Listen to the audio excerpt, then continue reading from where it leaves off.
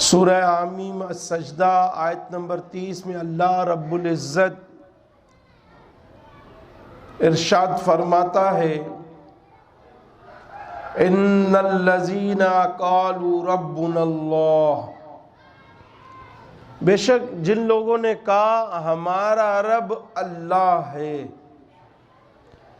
ثم استقاموا، پھر مستقیم ہو گئے، ثابت قدم ہو گئے، اس پر انہوں نے استقامت اختیار کر لی، تتنزل علیہم الملائکہ، تو ان پر فرشتے اترتے ہیں، اللہ تخافوا، کہتے ہیں نہ ڈرو،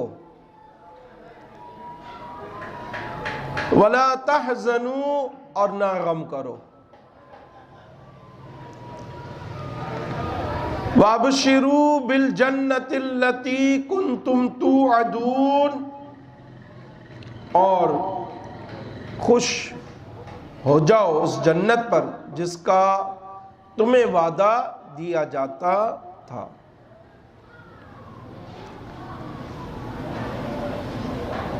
وہ اہل ایمان جنہوں نے استقامت اختیار کی، اور استقامت ہر ایک کے بس کی بات نہیں ہے، کیونکہ یہ اللہ والوں کا وصف ہے، جو اللہ کے جتنے قریب ہے، اللہ سے جتنی محبت کرتا ہے، اسی قدر اس کے اندر استقامت زیادہ ہوگی۔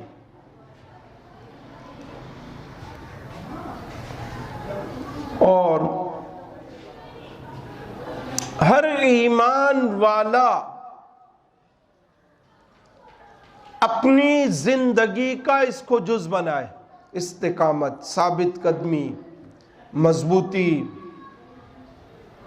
اور مضبوطی دونوں لحاظ سے ہو، اول دین اور ایمان کہ وہ اس کا مقام درجہ اول ہی ہے، پھر عمل، اس میں بھی استقامت، مضبوطی، ڈاما ڈول نہ ہو، کیسے ہی حالات و معاملات ہو، نہ ایمان میں تغیر ہو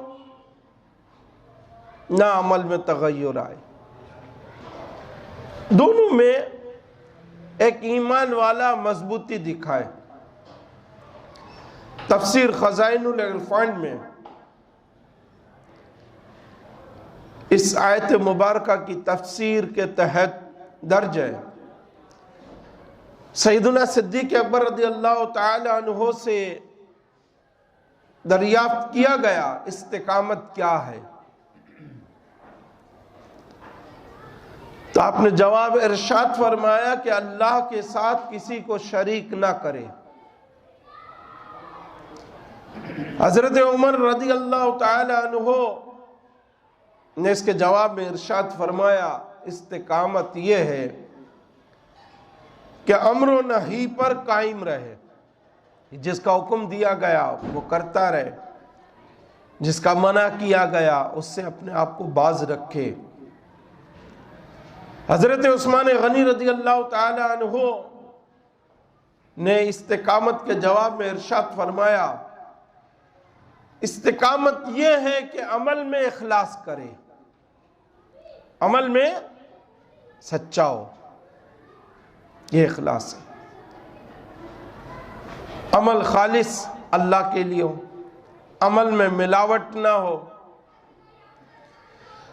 مولا مشکل کشا علی المرتضی کرم اللہ تعالی وجہہ الکریم سے استقامت کے بارے میں پوچھا گیا تو آپ نے جواباً ارشاد فرمایا استقامت یہ ہے کہ فرائض ادا کرے، جو فرائض اس پر لاگو ہیں وہ ادا کرے، اور مزید استقامت کے معنی میں یہ بھی کہا گیا کہ اللہ تعالیٰ کے امر کو بجا لائے اور معاصی سے بچے، یعنی گناہوں سے بچے۔ تو استقامت ہمارے ایمان کا، ہمارے عمل کا اور پوری زندگی کا جز ہونا چاہیے، ہر جگہ ہماری زندگی میں شامل حال ہو۔ استقامت کے لغوی معنی استقلال، قیام، راست کرداری، مستقیم ہونا، کسی امر پر مضبوط رہنا، سیدھا ہونا، پائیداری اور مضبوطی کے ہیں۔ اور استقامت کے شرعی معنی تو اس سے مراد احکام شرعیہ پر اس طرح عمل کرنا کہ ان میں کسی قسم کی زیادتی نہ ہو، نہ کمی ہو، اور عقائد و اعمال میں معتدل اور متوسط طریقے پر قائم رہنا ہے۔ ان میں ذرا سی بھی کمی یا زیادتی استقامت سے خارج کر دیتی ہے۔ تو مسلمان دونوں لحاظ سے کہ استقامت کے معنی کیا ہے اور پھر شریعت میں اس کے معنی کیا ہے، جانے اور جان کر اس پر عمل پیرا ہو۔ استقامت ایک خزانہ ہے اور اسی کی ماتحت کرامت ہے اور بزرگی ہے۔ یعنی اول استقامت ہوگی تو کرامت بھی آئے گی اور بزرگی بھی آئے گی۔ اور جو ایمان والا ہوگا وہ استقامت سے لیس ہوگا۔ استقامت چاہے عقائد و اعمال ہوں، دونوں میں ضروری ہے۔ صحیح مسلم کتاب الایمان باب جامع اوصاف الاسلام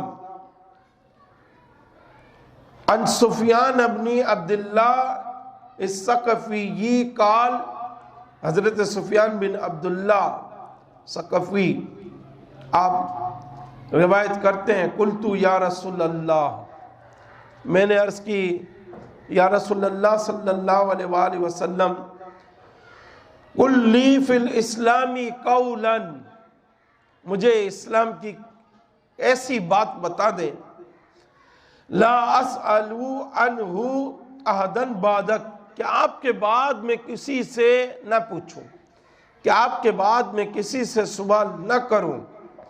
وفی حدیثی ابی اسامہ غیرک، اور حضرت ابو اسامہ کی روایت میں ہے کہ آپ کے غیر سے سوال نہ کروں، مجھے اسلام کی ایسی بات بتا دیں۔ قال، محبوب کریم اللہ کے حبیب صلی اللہ علیہ وآلہ وسلم نے ارشاد فرمایا، قل، یہ کہو، آمنت باللہ، میں اللہ پر ایمان لایا، فاستقم، اور پھر اس پر جم جا۔ یہ بول، میں اللہ پر ایمان لایا اور پھر اس پر جم جا۔ سرکار کریم اللہ کے حبیب صلی اللہ علیہ وآلہ وسلم کا ارشاد مبارک عقائد اور اعمال میں تمام احکام شرعیہ کو شامل ہے کہ جم جاؤ، استقامت اختیار کر لو، مضبوط ہو جاؤ۔ گرچہ استقامت ہر ایک کے بس کی بات نہیں ہے، یہ مشکل کام ہے اور جان جوکھوں کا بھی کام ہے کہ آدمی ڈاماڈول ہوتا ہے، پریشان ہوتا ہے، مسائل کا جب سامنا ہوتا ہے تو پھر آدمی ٹوٹتا ہے۔ اس کے لیے بلند حوصلوں کی ضرورت ہے، حوصلے بلند ہو۔ اور مسلمان تو اپنے حوصلے ہر حال میں بلند رکھتا ہی ہے.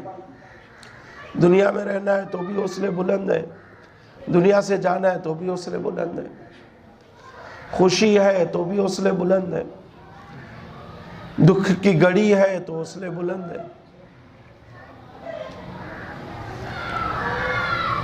جب حوصلے بلند ہوں گے تو استقامت اختیار کرنا آسان ہوگا،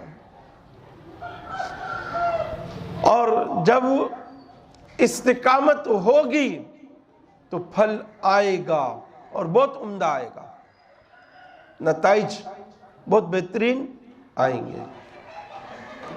اور استقامت کا پھل صبر کے پھل کی طرح ہمیشہ میٹھا ہوتا ہے. وہ کہ حالات، معاملات یا نفس یا شیطان یا خواہشات یا وسواس ایک مسلمان کو ہلاتے ہیں، مگر اگر یہ استقامت اختیار کر لے اور مستحکم رہے، مضبوط رہے، تو پھر نتیجہ اس کا بہت عمدہ آتا ہے. استقامت دشوار ہے، یہ اللہ کے محبوب صلی اللہ علیہ وآلہ وسلم ہی نے ارشاد فرما دیا. اور حدیث مبارکہ مشکات شریف کتاب الطہارہ الفصل الثانی ان ثوبان قال، حضرت ثوبان رضی اللہ تعالی عنہ روایت کرتے ہیں، قال رسول اللہ صلی اللہ علیہ وآلہ وسلم، رسول اللہ صلی اللہ علیہ وآلہ وسلم نے ارشاد فرمایا، استقیموا، استقامت اختیار کرو، ولن تحصوا، اور یہ تم سے ہرگز نہ ہو سکے گا، تم سے ہرگز نہ ہو سکے گا. تو استقامت اختیار کی جائے، اسلام کو مطلوب ہے، اسلام چاہتا ہے، اللہ اور اس کے رسول علیہ السلام چاہتے ہیں. وہ کہ مشکل کام ہے مگر کیا جائے، اس سے پیچھا نہ چھڑایا جائے، بھاگا نہیں جائے، استقامت اختیار کی جائے کہ اس میں فلاح ہے، اسی میں فائدہ ہے. محبوب کریم علیہ السلام نے جو ارشاد فرمایا کہ دشوار ہے، آپ نے حق اور سچ ارشاد فرمایا. آپ کا ارشاد مبارک حق ہے، اور ہمارے زمانے میں تو مشکل ترین ہے اور سخت تر کام ہے کہ حالات ایسے ہیں کہ بے حیائی عام ہے، رشوت کا بازار گرم ہے، اور سود اور بے ایمانی یہ آمدنی کا ذریعہ ہے، فحاشی کا راج ہے، مخلوط تعلیم عام ہے، بھتہ وغیرہ کا کاروبار یہ عام ہے، غریب غریب ہو رہا ہے، امیر امیر ہو رہا ہے. انسانی جان لے لینا ایک کھیل ہے. جوا، شراب، زنا یہ آج کے زمانے میں بزنس ہے، اور اس کی سرپرستی کرنے والے معاشرے کے معزز لوگ کہلاتے ہیں. اقتدار کی ہوس میں انسان بے حال ہے. ذمہ داران قوم کا یہ حال ہے کہ ابتدائی اسلامی تعلیمات سے نابلد ہے. تھانہ، جیل، کورٹ کچہری میں بے گناہ اور اتفاقی یا حالات کے ہاتھوں مجبور لوگ یہ جرم کی ابتدا کرنے والے پکڑے جاتے ہیں. انہی کو سامنا ہے ان چیزوں کا، اور جو جرم اور پاپ کا مجسمہ ہے وہ آزاد ہے. اور یہ جاتے بھی ہیں تو چھوٹ جاتے ہیں. یہ معاملات زندگی کا ہمیں سامنا ہے. تو ایسے میں استقامت اختیار کرنا بہت دشوار ہو گیا. شریعت پر قائم ہونا بہت مشکل کام ہو گیا. بہرحال پھر بھی استقامت نہ چھوڑی جائے, استقامت اختیار کی جائے. استقامت اپنے معاملات, حالات میں, ایمان میں اور عمل میں شامل حال رہے. اور یہ یاد رکھا جائے کہ ہم نے رب کو منہ دکھانا ہے. یہ تو حالات ہے نا, حالات تو آج نہیں کل گزر جائیں گے, زندگی پوری ہو جائے گی. رب کو ہم نے منہ دکھانا ہے. جب رب کو ہم نے منہ دکھانا ہے پھر ہم نے بھاگنا نہیں ہے, پھر ہم نے وہ طریقہ اختیار کرنا ہے جو اسلام کو پسند ہے. عوارف المعارف میں شیخ ابو علی جو زجانی رحمت اللہ تعالی علیہ کا ارشاد مبارک نقل ہے. آپ فرماتے ہیں استقامت کا طالب بن, کرامت کا طالب نہیں. اگرچہ تیرا نفس کرامت کا خواہ ہے لیکن تیرا رب تجھ سے استقامت چاہتا ہے. تو جو نفس چاہتا ہے ہم کیوں کریں, جو رب چاہتا ہے وہ ہم کریں. اور اس کے لیے ہمیں کتنی جتن کرنا پڑے یا قربانیاں دینی پڑے, ہم جتن کریں اور قربانیاں دیں. اسی طرح سبع سنابل سملہ نمبر 2 میں نقل ہے کہ صوفیہ میں یہ مقولہ مشہور ہے, الاستقامت فوق الکرامہ, الاستقامت فوق الکرامہ. ثابت قدمی کرامت سے بڑھ کر ہے. ہم سمجھتے ہیں کرامت بڑی چیز ہے, مگر حقیقت اس کے خلاف ہے کہ استقامت بڑی چیز ہے, کرامت بڑی چیز نہیں ہے. بہت سے اولیاء کرام کرامت ظاہر نہیں کرتے اور وہ کرامت ظاہر نہیں کرنا چاہتے مگر ہو جاتی ہے. ایسا بھی ہوا, کرامت ظاہر ہو جاتی ہے, اللہ ان پر عنایت فرماتا ہے, لیکن وہ خود نہیں چاہتے جی کرامت ظاہر ہو. اور بیسو کرامتیں جو وہ ظاہر کر سکتے ہیں مگر نہیں کرتے. اس چیز کو سمجھا جائے, کرامت بڑی چیز نہیں ہے مگر دین اور ایمان پر استقامت, نیک عمل پر استقامت, اللہ کی یاد پر استقامت, رسول اللہ صلی اللہ علیہ وآلہ وسلم کی اطاعت پر, فرما برداری پر استقامت, اولیاء عظام کے طریقے پر, راستے پر, ان کی سیرت پر استقامت, اور اسی پر زندگی پوری کر لینا سب سے بڑی کرامت ہے. سب سے بڑی کرامت ہے کہ اس سے بڑھ کر کوئی کرامت نہیں ہو سکتی.